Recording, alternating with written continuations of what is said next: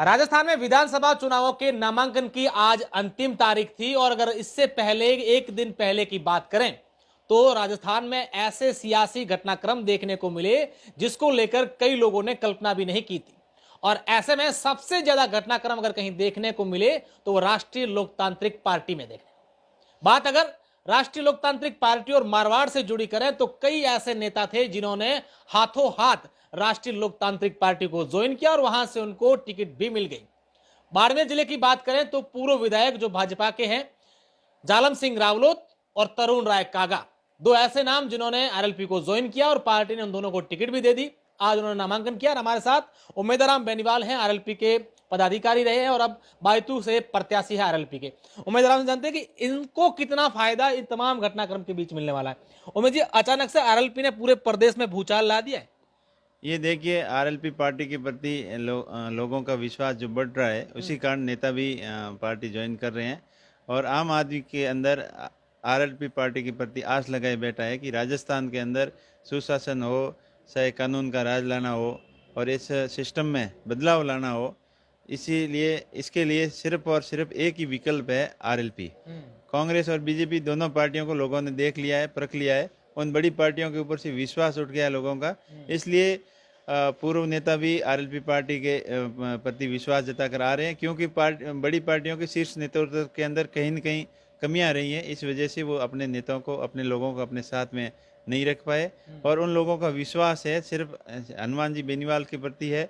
और अभी चंद्रशेखर जी आज़ाद साहब, जो हनुमान जी बेनीवाल का पार्टी आरएलपी और एएसपी आज़ाद समाज पार्टी का जो गठबंधन हुआ है, दोनों नेता दबंग नेता है और जो मन के सच्चे हैं और जुझारू नेता है और जो कहते हैं वो बात करते हैं और एकदम जनता के प्रति हितों के लिए संघर्ष करने के लिए हमेशा तैयार रहते हैं। तो इन लोगों के प्रति आम आदमी का विश्वास बढ़ता देख नेताओं का भी मन कर रहा है कि अब आरएलपी पार्टी में जाएं, क्योंकि ये पार्टी सही है, इनकी विचारधारा सही है। कितना फायदा होने वाला है ये दो बड़े चेहरे जो हैं आरएलपी में ज्वाइन आकर?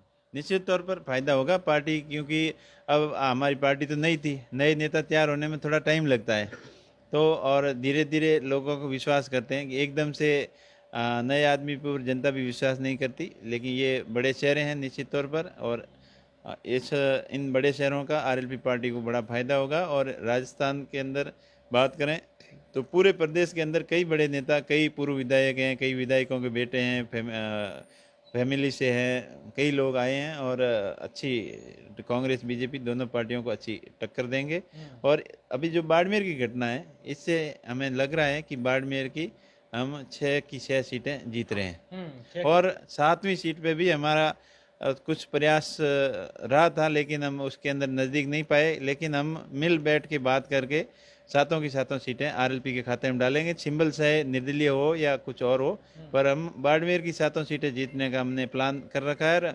आप पहले भी पूछते थे, हम आपको बताते थे, तो अब आपको ये देख के यकीन हो जाएगा कि ये जो बात कह रहे थे इनकी बात में कुछ दम है। अच्छा, ये भी बात है सामने है कि कोई और भी नेता दूसरी पार्टी के वहां संपर्क साधने आए थे, कुछ बात जमी नहीं? बिल्कुल, आरएलपी पार्टी मैंने सबसे बड़ी बात बोली थी ना कि लोगों का विश्वास आरएलपी पार्टी के प्रति है। तो जिस जनता जिसके साथ में होती है तो नेता अपने आप आ जाते हैं। अच्छा, बायतू में क्या चल रहा है अमित जी? लगातार कई प्रकार की बातें सामने आ रही है, आरएलपी को लेकर क्या मुद्दे लेकर आप जा रहे हैं और क्या लोग कह रहे हैं? बायतू के अंदर बदलाव की और बायतू है, बायतू की जनता कुछ नया चाह रही है, बदलाव चाह रही है। और जो बदलता बायतू जो स्लोगन दिया है जनता ने, और अपना बायतू, तो इसके ऊपर लोगों का, जो पूर्ववर्ती सरकारें रही है, पूर्व मंत्री रहे हैं, अभी वर्तमान विधायक हैं, जो उनके झूठे वादे, खोखली घोषणाएं और एन वक्त के ऊपर चुनावी, जैसे ही चुनाव नज़दीक आए तो बहुत सारे घोषणाओं के आडंबर लगा दिए और किराए की मशीनें ला के हेडपम्प के लालच दे रहे हैं, किसी को ट्यूबवेल का लालच दे रहे हैं, कहीं करवा भी रहे हैं।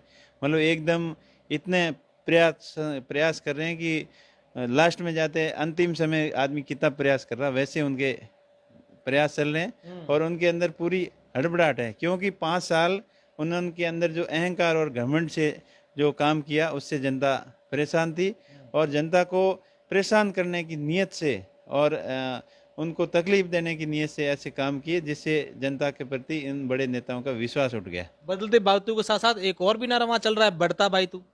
देखिए बढ़ता बायतू कह रहे हैं, लेकिन मुझे नहीं लगा कहीं बढ़ रहा है बायतू। मैंने तो बायतू के लोगों से पूछा, कई जगह आप भी पूछते होगे, तो बढ़ता बायतू कहाँ बढ़ता बायतू? हमें तो बढ़ता बायतू दिखा भ्रष्टाचार के अंदर, बाड़मेर जैसे शांत एरिया के अंदर, वो भी बायतू के अंदर दो दो इनकाउंटर होना, तो ये कहाँ बढ़ा बायतू? अपराध के अंदर बढ़ा, अव्यवस्थाओं के अंदर बढ़ा, गुंडा राज के अंदर बढ़ा, और जो एक अत्याचार है जो एकदम खौफ लोगों के ऊपर बनाने का, उसके अंदर बायतू बढ़ा, ईर्ष्या के अंदर बायतू बढ़ा, भेदभाव के अंदर बायतू बढ़ा। बाकी जो ये कर रहे हैं कि हमने बायतू बढ़ाया, बाकी अब ये बात कर रहे हैं शिक्षा के अंदर बायतू बढ़ा। शिक्षा के अंदर कैसे बढ़ेगा बायतू? अगर स्कूल है तो आपने खोल दी, लेकिन मास्टर है नहीं। जितने मास्टर थे उनको पहले डीपीसी करके बाहर भेज दिया। अब 12वीं स्कूल है, उसके अंदर 3 मास्टर है, तो बायतू का कैसे बढ़ा शिक्षा के अंदर? दूसरा बता रहे हैं कि पानी की व्यवस्थाओं के अंदर हमने बायतू को बढ़ाया। आज शायद भाषण था, उसमें ये बोल रहे थे कि हमने 14,000 किलोमीटर लाइनें डाल दी है। अरे लाइनें तो 14,000 किलोमीटर डाल दी, लेकिन उसके अंदर 14 लीटर पानी आया क्या? वो लाइनें किस काम की? जो पहले पुराने सोर्स थे उनको सबको तोड़ दिया। दूसरी बोल रहे थे कि हमने 300 से ज़्यादा ट्यूबवेल खोद दिए। कब खोदे? अभी 2 महीने के अंदर 300 ट्यूबवेल खोद दिए, और वो भी ऐसी जगह पे खोदे हैं जहाँ पानी का कोई अता पता नहीं। और कई जगह मैंने सुना है कि लोग बोलते हैं कि अब ट्यूबवेल तो हरीश जी यहाँ करवा रहे हो, तो इसको थोड़ा और गहरा करवा दो ताकि पानी का पता चल जाए है कि नहीं है। तो वो खुद बोलते हैं, अरे गहरा करवा के क्या करोगे, यहाँ तो पानी खारा है या पानी है नहीं। अगर तुमको पता है कि यहाँ पानी खारा है और पानी है नहीं, तो ये पैसों की बर्बादी क्यों कर रहे हो? ये जेजेएम मिशन के पैसे हैं, जल जीवन मिशन के पैसे, इन पैसों की बर्बादी क्यों कर रहे हो? पैसे उस जगह लगाओ ताकि उनका मास्टर प्लान बना के जहाँ पानी के सोर्स हैं, भूमिगत पानी है, वहाँ ट्यूबवेल करो, और वहाँ से पानी लोगों तक पैसे कैसे पहुँचे ये सोचो। खाली नल पहुँचाने से लोग राजी नहीं होंगे। जल, नल के साथ जल पहुँचेगा तभी उस पैसे का फायदा है। राजस्थान में सरकार जो बनेगी, आरएलपी का बड़ा हाथ होगा उसमें? बिल्कुल होगा। आरएलपी के बिना सरकार बनेगी नहीं। वो दूसरी वो थोड़ी बातें अधूरी रहेगी उसमें। ये तो हो गया पानी वाला।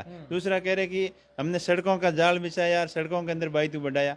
आप देख लो सवा से फलसून रोड कितनी हालत टूटी हुई है। और मेन जो सड़कें हैं, जो मुख्य मार्ग हैं, जो आवागमन के ज़्यादा लोग आते जाते हैं, उन सड़कों की हालत ऐसी है कि बहुत ही ख़राब है। गड्ढे पड़े हुए हैं, किसी आदमी को जल्दबाजी होती है तो जाने गाड़ी का या तो एक्सल टूटता है या टायर फटता है, ऐसी रोडें हैं। और अभी लास्ट में जाते जाते ये कोई ग्रामीण रोडों की इन्होंने स्वीकृतियाँ लाए हैं, लेकिन वहाँ क्या किया, खाली ट्रैक्टरों के अंदर प्लेटें रख कर के उद्घाटन किए हैं, और कुछ एक रोडों पे कराली वलाली डाल के ये लोगों को बरगलाने का काम किया है। तीसरा ये बोल रहे हैं कि हेल्थ के सेक्टर में हमने अच्छा काम किया।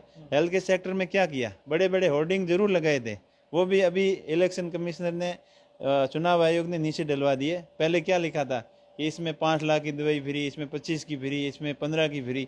लेकिन हकीकत ये है, आज भी पीएससी सीएससी सेंटर पे जाओ, 200 रुपये की दवाई वहाँ फ्री में नहीं मिलती। और मेडिकल पे सीधा मेडिकल बताता है डॉक्टर, उस मेडिकल से लाओगे तो दवाई आपकी ठीक रहेगी। दूसरे से ले आए, सेम साल्ट की सेम रेशियो की दवाई है, फिर भी डॉक्टर मनमर्जी करता है। तो वो अव्यवस्था बढ़ी। जो दवाइयाँ फ्री दवाइयों की बात कर रहे हैं, वो फ्री दवाइयाँ नहीं। तीसरी बात है बेरोजगारों को रोजगार देने की जो गारंटी थी, इन्होंने इनके घोषणा पत्र में भी था। आप बताइए बायतू के अंदर कितने बेरोजगार युवाओं को भत्ता मिला? उसमें भी कुछ नहीं हुआ। छात्रों को छात्रवृत्ति देने की योजनाओं तो उन्होंने 150 तरह की निकाल रखी है, लेकिन इम्प्लीमेंट उन योजनाओं पे 1% भी नहीं होता। उन योजनाओं के ऊपर इम्प्लीमेंट करने में जो खर्चा लगता है, उस खर्चे का जैसे 100 रुपये खर्चा होता है उनको सिस्टम को चलाने का, लेकिन जनता में उसका 20 रुपये ही फायदा नहीं पहुंचता है। ऐसी योजनाएं किस काम की? बाकी ये कह रहे महंगाई राहत कैंप चलाए। महंगाई राहत कैंप में 6 महीने खाली सरकार की प्रचार और प्रचार किया कि हमको वापस सरकार कैसे लानी है।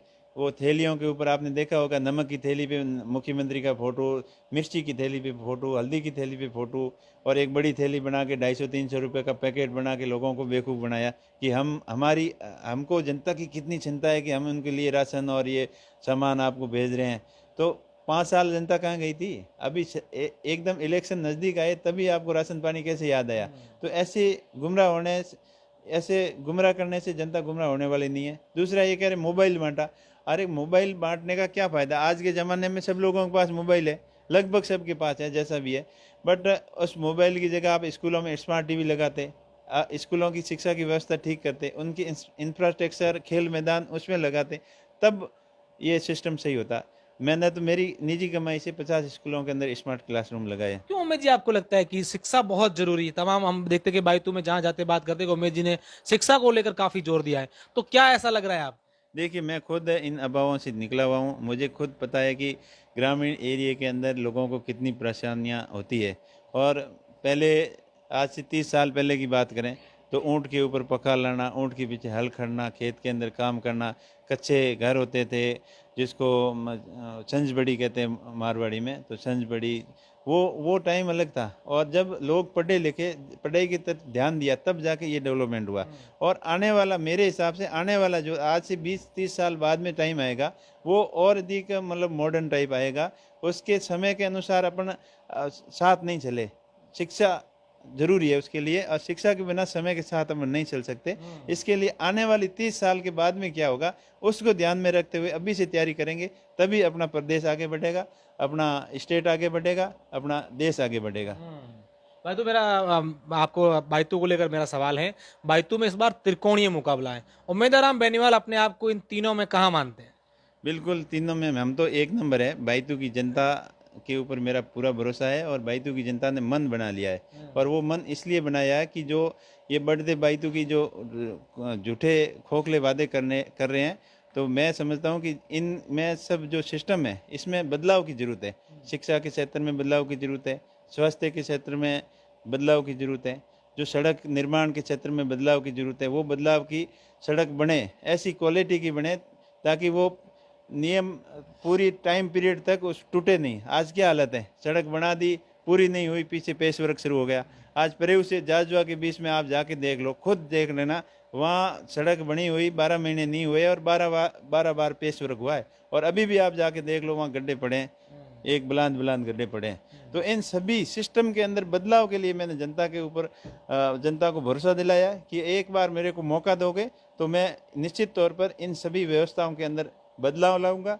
और बाकी जो हनुमान जी का सपना है नए राजस्थान के निर्माण का, वो सपना भी साकार होगा। आपने पिछले 70 साल से कांग्रेस बीजेपी को वोट देते आए हैं, तो एक बार मुझे परख के देखो, मेरे ऊपर भरोसा करो। मैं आपका बेटा हूँ, मैं एक आम ग्रामीण किसान का बेटा हूँ और आप लोगों के जैसा ही हूँ।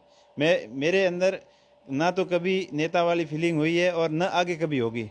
और घमंड, ईर्ष्या, अहंकार कभी मेरे नज़दीक आ नहीं सकता।